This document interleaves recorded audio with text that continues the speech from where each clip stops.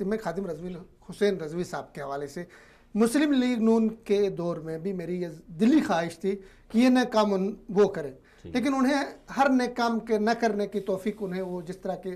لا توفیق رہے، اس میں بھی وہ توفیق انہیں حاصل نہیں ہوئی۔ دیکھیں ریاست کی گریڈ کو چیلنج کرتے ہیں آپ، اور آپ ریاست کے اداروں میں بیٹھے ہوئے لوگوں کے اوپر کفر کے فتوے لگاتے ہیں، ان کو مارنے کی باتیں کرتے ہیں، قادیانی ہونے کی باتیں کرتے ہیں۔ دیکھیں اس طرح تو نہیں چلے گا ہم لوگ۔ اچھا بہت اچھا فیصلہ کیا ان کو گرفتار کرنے کا، میں جانتا تھا نظر بند کرنے کا، سوری گرفتار کرنا چاہیے، گرفتار اچھا جمال صاحب عہد شکنی نہیں، میں بات کوئی عہد شکنی ایسے لوگوں کے ساتھ کیا حد کرنا، میں تو حیران ہوں کہ ریاست ایسے جو لوگوں کے ساتھ بھائی آپ کو چھوڑ دیں گے، آپ کے خلاف پرچہ نہیں کاٹیں گے، ایک آپ کے بندے کے ساتھ دیکھیں میں بات موجود تھا، بات مکمل کل ان کو جو ہے نا